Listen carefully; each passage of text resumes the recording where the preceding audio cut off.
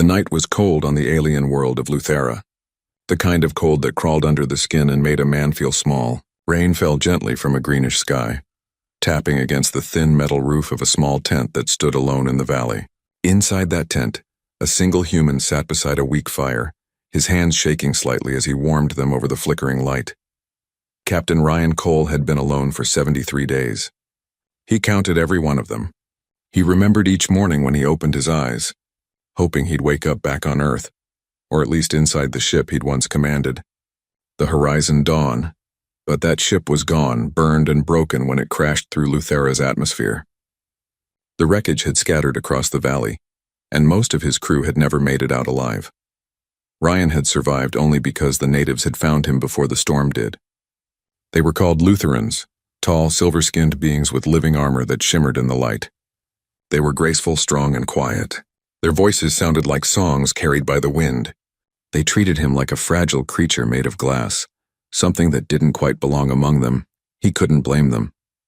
He didn't belong anywhere anymore. Every night, Ryan returned to this little tent, his only reminder of home. It smelled faintly of oil, smoke, and earth. The thin blanket he used was torn in places, but it was his, something he'd held onto when everything else was taken. The heater beside him crackled softly, throwing shadows against the tent walls. He often talked to those shadows, not with words, but with memories. He remembered his crew laughing, his best friend calling him Captain Sunshine, because he smiled too much even in war. He remembered the day they left orbit around Earth, everyone full of hope. He remembered the stars, how they looked like promises waiting to be kept. Now he only had rain. Sometimes when the wind howled outside, Ryan thought he could hear voices. Not alien ones, but human.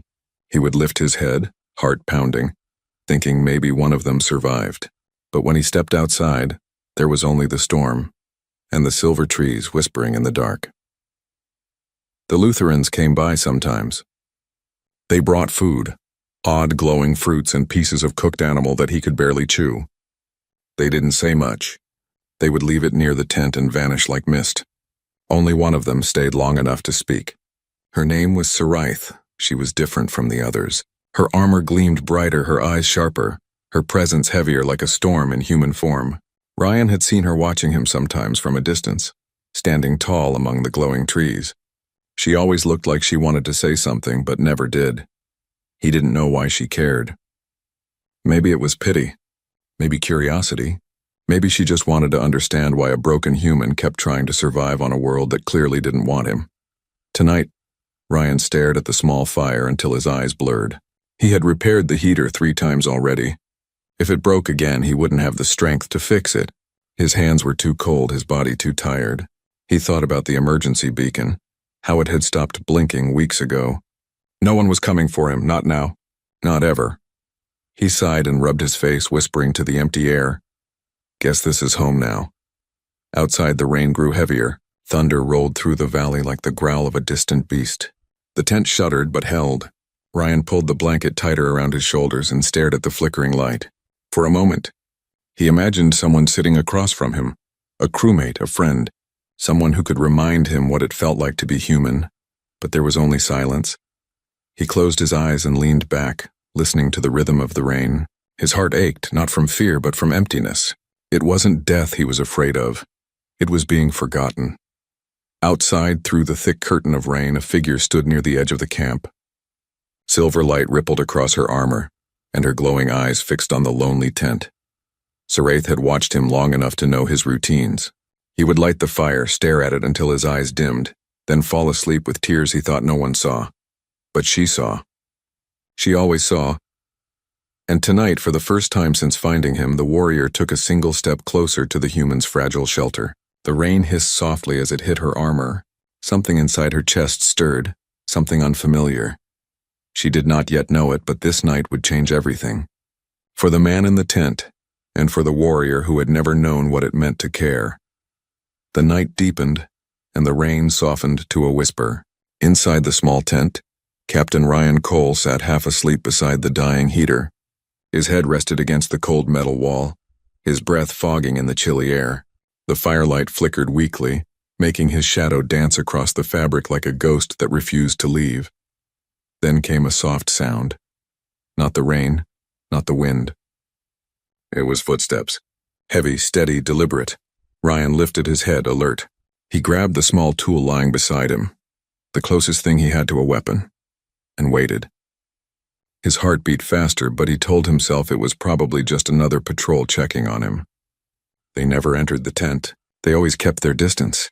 But this time the flap moved. A tall figure stepped inside, blocking the light for a moment. The air seemed to change, heavier, charged. She stood there silently, her armor gleaming in shades of silver and blue. The soft light from her body filled the small space like moonlight on water. It was Saraith. Ryan relaxed slightly, lowering the tool. "Didn't expect visitors," he said quietly, his voice rough from disuse. Saraith looked around the tent, her gaze calm but curious. It was a strange little shelter, so small, so fragile. Humans built such weak things, yet somehow they survived. "You should not sleep in the cold," she said, her voice soft but firm. "You will weaken." Ryan gave a tired half-smile. Too late for that, she didn't smile back. Lutherans didn't show emotion the same way humans did. But there was something different in her tone tonight. Something gentle, almost hesitant. She took a step closer, and the soft hum of her armor filled the silence. "I see you here every night," she said. "Alone. You do not speak to my people. You do not ask for help." He looked into the fire. "Your people saved my life. That's already more than I deserve." Saraith tilted her head, studying him. "You think survival is a gift?" Ryan chuckled bitterly. "Sometimes it feels like punishment." Her eyes narrowed slightly. "You mourn your fallen ones." He nodded, staring into the dimming flames. "Every single one." They were more than crew. They were family. The words came out heavy, each one pressing against his heart. He hadn't said them aloud before. He didn't realize how much he needed to. Saraith lowered herself to the ground across from him. The motion was graceful, deliberate. Her armor shifted slightly as she moved, the living material responding to her breath. Ryan watched her carefully. She looked like a statue brought to life. For a long moment they sat in silence, listening to the rain. The world outside seemed to fade away, leaving only the soft sound of water and the crackle of the dying fire. Finally she spoke. "When my clan was destroyed, I was told to forget, to serve, to never speak of them again. Our way is silence." Ryan looked up slowly. "You lost people too?" She nodded once. "I was the youngest warrior of the House of Vare. When the Great War ended, there was no one left to return to. I survived only because my armor refused to let me die." Her eyes flickered faintly as she spoke, the glow dimming like the memory hurt to recall. Ryan swallowed hard. "Guess we're both ghosts then." For the first time, Saraith looked directly into his eyes. Really looked. She had seen humans before, but none like this. Most were loud, proud, trying to prove their worth. But this one, he was quiet, fragile on the outside, yet still burning inside. "You are not a ghost," she said softly. "You are alive. That matters," he smiled faintly. "Alive isn't the same as living." That sentence stayed in the air like smoke curling between them. Saraith didn't know how to answer. Her world was built on strength, discipline, purpose. But in that small tent, surrounded by rain and silence, she began to understand that there was another kind of strength, the kind that came from simply enduring pain. She noticed how his hands trembled when he spoke, how tired his eyes were, and yet how steady his voice remained. Humans were strange. They broke and bled, but somehow they kept moving forward. Without realizing it, she felt something shift inside her, a crack in the armor she had worn not just on her body, but in her heart. Ryan leaned back and sighed. "I don't even know why you're here, but thanks for staying." Her answer came after a pause. "I do not know why either." The tent fell quiet again. The fire dimmed to a soft orange glow. Saraith's gaze lingered on him, on the man who carried loss like a cloak but still managed to sit upright against the storm. When she finally stood, she did not turn to leave immediately. She looked once more at him, then at the small fire struggling to stay alive. She reached out her hand and the light from her armor extended. Soft, warm energy feeding the flame until it burned brighter again. Ryan stared in surprise. "How did you—" She simply said, a reminder. "Even a small fire can outlast the night." Then she stepped outside into the rain, her silhouette glowing faintly as she vanished into the darkness. Inside the tent, Ryan stared at the now steady flame.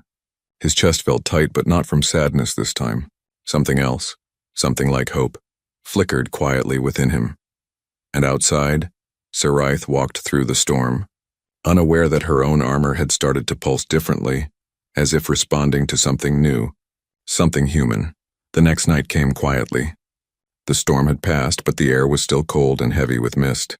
A soft silver fog rolled over the valley, wrapping everything in silence. Ryan sat inside his tent again, staring at the same small fire, feeling the same hollow ache in his chest, but something was different tonight. He kept thinking about her. The tall alien warrior who had stepped into his world of loneliness and spoken words that somehow stayed inside his mind. Even a small fire can outlast the night. He whispered those words to himself now, almost like a prayer. For the first time in weeks, he had repaired the heater not out of survival, but out of purpose. Maybe, just maybe, she would come again. Outside, a shadow moved through the fog. It was graceful, silent, a familiar shape with glowing eyes and flowing armor that shimmered like liquid silver. Saraith hesitated near the edge of his camp. Her heart, or what her people called the core light, pulsed softly beneath her armor. She didn't understand why she had returned. Warriors did not visit humans twice. They offered help once, then let fate decide the rest. But something in her chest had refused to stay still. Before she could change her mind, she stepped toward the tent. Ryan looked up as the flap opened. His breath caught. "You came back." "I said the fire should outlast the night," she said simply. "I wanted to see if it did." He smiled. Not the polite kind, but the tired, honest one that comes from real gratitude. "It did, thanks to you." She stepped inside and sat down without being asked. The tent was small, barely enough for one human, yet her presence seemed to fill it completely. Her armor gave off a soft light, and for a moment Ryan felt as if the stars themselves had entered the tent with her. Neither of them spoke for a while. The quiet was comfortable this time, not heavy like before. The fire flickered between them, painting golden light across her faceplate. Ryan studied her, wondering what she looked like beneath all that armor. "You know," he said after a pause, "when I first saw your people, I thought the armor was just armor, but it's alive, isn't it?" Saraith nodded slowly. "It is part of us. It grows with us, learns our emotions, shields us from pain. Without it, we are..." Burr! Ryan tilted his head. "You mean unprotected?" She hesitated. "Not just that. When our armor falls, our hearts are visible. It is not our way to show that." Ryan's gaze softened. "Sounds lonely." Her eyes flickered with faint light like stars behind clouds. "Lonely?" she repeated as if testing the word. "Perhaps. But to be strong, one must not show weakness." Ryan poked the fire with a stick, his voice quiet. "Maybe strength isn't about hiding pain. Maybe it's about living with it." For a moment she didn't answer. Then she said softly, "You speak like a sage, yet you sit here dying of sorrow." He laughed under his breath. "Guess I'm not a very good sage then." That laugh did something strange to her. It was rough and broken, but it carried warmth, a sound that felt alive. Lutherans didn't laugh, not like that. They didn't understand why it made the heart feel lighter. She found herself watching him closely, studying his face, his hands, the small movements that carried more emotion than words. Humans were fragile, but their souls burned bright. They felt everything deeply, joy, pain, love, loss, and still they kept moving. For the first time, Saraith envied that. Ryan noticed her silence and asked softly, "Saraith, do you ever feel lonely?" Her eyes lowered and the light on her armor dimmed. "A warrior does not feel. We serve, we protect, we do not dream. But you're here," he said gently. "You came back. That tells me you do feel something." The words touched something hidden within her. Her hand trembled slightly, and her armor responded with a faint ripple of light. "Perhaps," she whispered. "Perhaps I came to understand what makes you endure when even hope is left." Ryan looked at her with quiet wonder. "Because that's all we have left. The choice to keep trying." For a long while, they just sat there. The fire crackled softly. The fog pressed against the tent walls, and time seemed to pause. Then slowly, Saraith reached up to her neck and touched a part of her armor. It shimmered for a moment, then withdrew slightly from her face, just enough for him to see her eyes clearly for the first time. They were deep blue, glowing faintly like stars in the ocean. And in them, Ryan saw something he hadn't seen in anyone since his crash. Kindness. Thank you for the fire, she said quietly. Anytime, he replied. And when she stood to leave, the warmth she left behind stayed longer than the fire. As she walked away into the mist, her armor's light pulsed rhythmically, almost like a heartbeat. She didn't understand it yet, but something inside her had begun to change. The cold metal between her and the world had felt safe for so long, but tonight it had felt heavy, and for the first time in her life, Saraith wondered what it would feel like to take it off completely. The next morning came softly over the valley of Luthera. Mist hung low over the glowing trees, and the air smelled faintly of silver rain. Ryan woke to the dim warmth of his small fire, blinking against the pale light that crept through the tent walls. For a few seconds, he didn't move.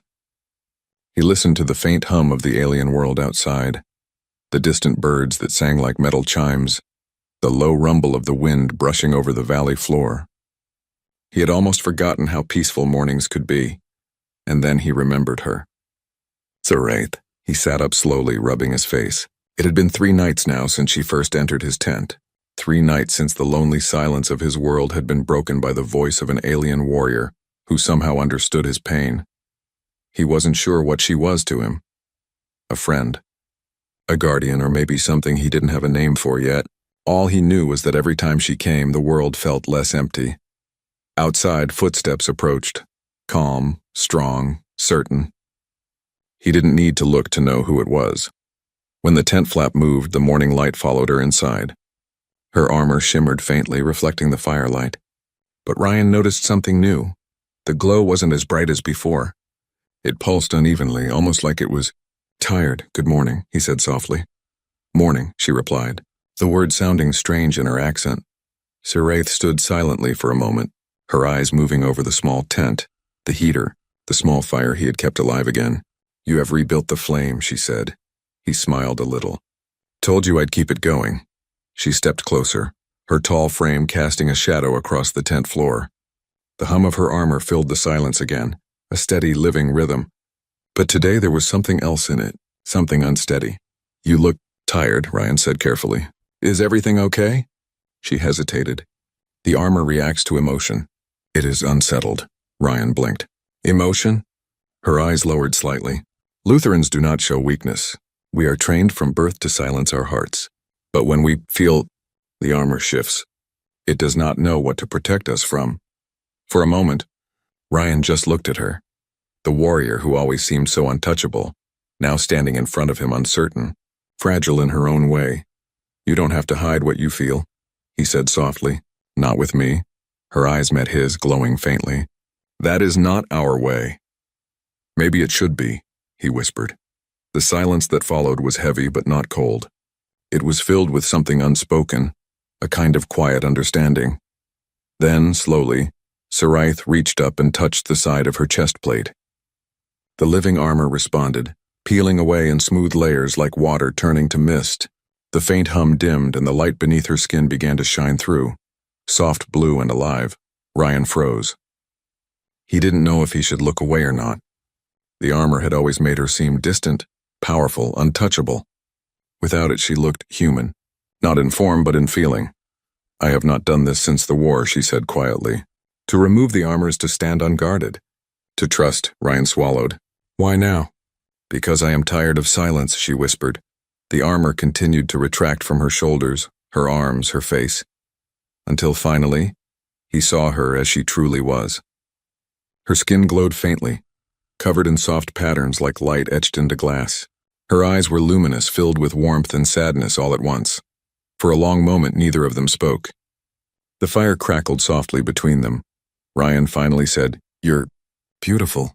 She blinked, surprised. We do not use that word. You should, he said gently. It means something worth seeing. Her lips curved slightly, not quite a smile, but close. You say strange things, human. He laughed quietly. Yeah, we do that a lot. The air between them grew warmer. It wasn't just the fire. It was something else, something alive and fragile. 2 souls from different worlds sitting together in the quiet morning, both learning what it meant to be seen. Then, Saraith lowered her gaze. When I first found you in the snow, I thought you were weak, she said. But now I see You are strong in a way I was never taught to be. You endure pain and still find kindness in it. Ryan shook his head. No, I just survive. That's all? She looked up at him, her eyes steady. No, Captain Cole, you live. Her words struck him deeper than he expected. It wasn't praise. It was truth, spoken from someone who finally understood what it meant to be alive. Outside, the sun began to rise, spreading pale light through the mist. Inside the tent, Saraith's armor remained folded away, silent and still. For the first time, she didn't rush to put it back on. She sat there beside him, her bare hand resting near his, the faint glow of her skin blending with the warmth of the fire. And in that moment, Ryan realized that her armor wasn't the only thing breaking apart. Something inside his heart, something frozen for months, was starting to thaw. The fire burned brighter that evening. Its soft glow filled the tent with a warmth that neither Ryan nor Saraith had felt in a long time. Outside, the alien night sang with quiet sounds, distant creatures calling from the forests, the slow hum of glowing plants opening to the moonlight. Inside, time seemed to stand still. Saraith sat beside Ryan without her armor. The air shimmered faintly around her bare skin, as if her very presence carried light. She looked calm, but her heart, her core light, pulsed fast beneath her chest. She had fought 1,000 battles, faced storms and death, but never something like this, the feeling of being seen. Ryan handed her a small cup of warm liquid. It wasn't much, just purified water from his survival pack, but it was his way of offering peace. She took it carefully, her long fingers brushing his hand for the first time. Her touch was cool but gentle. You still share even when you have so little, she said softly. He smiled faintly. That's what humans do. We share what we can, even if it's almost nothing. Saraith tilted her head, watching him with quiet curiosity. My people would not understand that. We take what we earn. We give nothing freely. That sounds lonely, Ryan said. She looked down. It is. The silence that followed wasn't empty. It was full of memories of things both of them had lost. The sound of the fire crackling became the rhythm of their shared pain. After a while, Ryan spoke again, his voice gentle but heavy. You said you lost your clan. What happened? Her glowing eyes dimmed slightly. We were a proud house, the House of Vare. We fought in the Great War to defend our world. But our pride blinded us. We refused peace when it was offered. I was young, too proud to see the truth. When the war ended, my people were gone, burned by our own fire. I am the last. Her voice broke slightly at the end, though she tried to hide it. Ryan looked at her with quiet understanding. You survived, Saraith. That means something. She met his gaze. Survival is not the same as living. He smiled sadly. Yeah, I said that once too. They shared a faint, knowing look, two lost souls recognizing the same wound in each other. Then slowly, Ryan began to speak about his own past.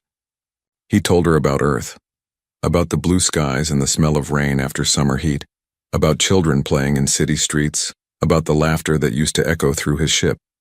He told her about his crew, how they sang old songs on long nights and believed they were unstoppable.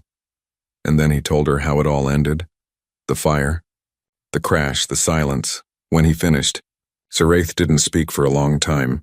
Her eyes shimmered softly, reflecting the firelight. Your world sounds alive, she whispered. So much feeling, so much color. We live in silver cities and speak in silence. But your people, you live in emotion. Ryan chuckled weakly. Yeah, sometimes too much. I envy that, she said quietly. I envy the way you can break and still keep moving. He looked at her, his voice low. You think I'm strong, but I'm not. I wake up every day and pretend I can survive. I'm just scared. Her gaze softened. Then fear is your strength. To feel and still stand is a kind of power my people never learned. For a while, neither of them spoke. The fire burned lower, but its warmth lingered. Then Saraith reached forward and placed her hand gently over his. Her touch glowed faintly, and the armor that usually covered her skin stirred but did not return. You gave me back something I thought I lost, she said softly. Ryan blinked. What's that? Hope, she whispered. The belief that life can be more than duty. His chest tightened. He hadn't realized how much he needed to hear that too. Outside, the wind whispered through the alien trees, carrying 1,000 sounds. But inside the tent, everything was still. Two beings from different worlds sat side by side. Their pain no longer something to hide but something shared. For a long while, Saraith simply watched him, the human who had reminded her that even a broken soul could still create warmth. "Ryan," she said softly, "on my world, when two warriors share fire after loss, they are bound by respect. It is sacred," he smiled faintly. "Then I'm honored." She tilted her head slightly. "As am I." The night deepened and the fire turned to glowing embers. But neither of them felt the cold. Something new lived in that tent now. A fragile peace built not from power or duty, but from understanding. And though neither of them said it aloud, both knew that something inside them had begun to heal. Two broken worlds had met in the quiet, and in that meeting, something beautiful was being born, something that no war, no silence, could ever destroy. The valley of Luthera had grown quiet since the last storm, but the air felt tense that evening. The sky, once soft and glowing, darkened quickly, as if the world itself was warning of something to come. Ryan sat in his small tent, repairing a piece of his survival equipment, the fire crackling weakly beside him. He could hear distant rumbles in the clouds above. The wind shifted, carrying the faint smell of ozone and rain. Saraith appeared at the tent flap almost silently, as if the storm itself had led her there. Her silver armor shimmered faintly, but the light seemed dimmer than usual, responding to her tension. She didn't speak at first, and she just watched him, her glowing eyes studying the lines of his face, the fatigue in his movements, the careful way he handled each tool. "You should not be out here in the cold," she said finally. Her voice was calm, but Ryan noticed the underlying concern. "I have to keep moving," he replied. "I can't let things break completely. That would be useless." Her eyes softened, and for a brief moment the armor that had always seemed so solid and untouchable rippled as though alive. She did not speak again. Instead, she stepped inside, her presence filling the small tent. The storm hit with sudden ferocity. Rain pounded on the tent's roof, wind shook the thin walls, and lightning cut across the sky in jagged streaks. The heater flickered and died, leaving only the small fire to fight the cold. Ryan shivered, the cold biting through his clothes and into his bones. Saraith moved closer, her bare arms brushing the fabric of the tent. For the first time, she did not rush to put her armor back on. Instead, she wrapped her glowing limbs around him, creating a bubble of warmth. The hum of her core light mingled with the fire, radiating heat and soft light into the tiny space. Ryan looked at her, startled. "You don't have to do that." "I know," she whispered, her voice steady despite the storm outside. "But I will. You will not suffer alone." He tried to protest, but the cold was too strong. He sank into her arms, letting himself feel the warmth she offered. For the first time in weeks, he wasn't pretending to be strong. He allowed himself to shiver, to tremble, to be human in front of her. Her armor responded subtly, pulsing in tandem with her heartbeat. It had always been her shield, her barrier against danger and emotion alike, but now it seemed to bend and soften, reflecting the closeness, the care she felt for him. It wasn't protection from the storm outside, it was protection from the storm inside him. "Ryan," she said softly, "you survive not just because of will, but because you endure what others cannot." He looked into her glowing eyes, trying to find words. I don't know how I keep going. Sometimes it's all too much." She shook her head gently. "Then you let me share it. That is strength too." A flash of lightning lit the tent, and for a moment he could see every detail of her. Her armor, once rigid and unyielding, was now almost fluid in its response to her emotions. The layers that once hid her face and body had receded. She was luminous, alive, human in a way that transcended her alien form. Ryan swallowed, his chest tight. You're incredible." She tilted her head slightly, a faint smile touching her lips. "So are you, human. So are you." The wind howled outside, but inside the tent they were silent, sharing warmth, fear, and something unspoken yet powerful. Trust. Saraith's presence, her glowing light, her willingness to stand unguarded with him, made the human feel something he thought he had lost forever. Hope. Hours passed, though neither counted. The storm raged and then softened, leaving only the quiet drip of rain outside. The fire burned low, but the warmth between them did not fade. They had weathered not just the storm of nature, but the storms of their own pasts. When the first pale light of dawn filtered through the fog, Ryan opened his eyes. Saraith still held him, her body and light a shield that had nothing to do with armor. He realized quietly that the storm had passed outside, but inside the tent, something stronger had formed, a bond that neither world nor war could break. "Thank you," he whispered, voice rough but steady. She pulled back just enough to meet his eyes. "No, thank you, for allowing me to care."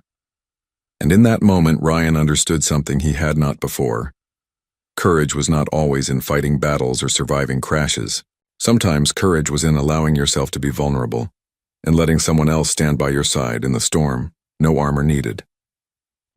Outside, the valley of Luthera glimmered under the soft glow of morning, untouched and beautiful. Inside, two broken beings had found warmth, trust, and the beginnings of something neither had expected: hope and companionship in a universe that had seemed endlessly cruel. Morning came slowly over the valley of Luthera. The storm had passed, leaving behind a world washed clean. Mist clung to the trees, droplets glimmered on leaves, and the distant sun cast pale light across the hills. Inside the small tent, Ryan stirred awake to find Saraith still beside him. Her armor was completely gone now. Not a single plate remained. Only the soft, glowing patterns of her skin illuminated the small space. She moved like liquid light, serene but vulnerable in a way she had never allowed anyone to see. Ryan blinked. For the first time, he saw her not as a warrior, not as a protector, but as herself, fully alive, fully exposed and unafraid. His chest tightened with a strange mix of awe and tenderness. "You," he began, voice catching. "You didn't put it back on." She turned her luminous eyes toward him and smiled faintly, the curve of her lips soft and gentle. "There is no need," she said. "Not with you." He swallowed hard, the weight of her words pressing gently on his heart. I don't know what to say." "You do not need to say anything," she replied softly. "You only need to be here, alive, breathing. That is enough." The words seemed to hang in the air, heavier than any battle or any loss they had endured. Ryan looked at her and realized for the first time that he was not alone. He had not been alone since she first entered his tent. She had carried the warmth of life back into his heart, piece by piece, night by night. He reached out slowly, his hand brushing hers. Her skin felt soft, warm, and pulsing faintly with life. She did not pull away. Instead, her fingers intertwined with his, and a gentle glow seemed to spread between them. "I never thought I would find peace here," he whispered. "On a world that doesn't belong to me." She leaned closer, the faint light of her skin brushing against his cheek. "Peace is not found in the world, human," she said softly. "It is found in the soul, and you have found it here with me." Ryan's eyes glistened as he looked at her. "I thought I was broken," he admitted. "That I'd never belong anywhere again." Saraith shook her head slowly. "Broken is just a word. You endured. You lived. You allowed yourself to feel, and that is what makes you whole." The silence that followed was quiet but alive, full of meaning. Neither of them needed more words. The connection between them, fragile, luminous, and warm, spoke louder than any speech. Then, with the first rays of sunlight slipping through the tent flap, Saraith reached forward and rested her forehead against his. Her glowing skin radiated gentle warmth, melting away the last of his fear, his doubt, his loneliness. Ryan closed his eyes, breathing in the quiet moment. You saved me," he said, voice trembling with gratitude and emotion. "And you saved me too," she whispered back, "by allowing me to care, by letting me see your heart." For the first time, they were truly equals, two beings from completely different worlds, bound not by duty or survival, but by understanding, by compassion, and by the choice to let each other in. The fire beside them burned low, but the warmth between them glowed brighter than any flame. The mist outside swirled around the tent, but inside, the world had narrowed to two figures, a human and an alien warrior. Hearts open, no armor between them, no walls, only trust. Ryan reached out and held her gently, feeling the light hum of her being. "So, what now?" he asked softly. Saraith tilted her head, eyes glowing softly. "Now, we live," she said. "We endure together. We create something neither of us could have alone." He smiled faintly, a mixture of relief and wonder. I think I can do that. And as the sun rose higher over the valley, spilling gold and pale blue light across the world, they remained there side by side. Two broken souls from different worlds had found something far stronger than survival. They had found each other. Her armor had fallen away, and in its place, something more powerful had taken root. Trust, warmth, and a bond that no war, no storm, no universe could ever break, because sometimes, when armor falls, what remains is far stronger than metal. It is life, it is hope, it is humanity. And for the first time in months, Ryan felt fully alive.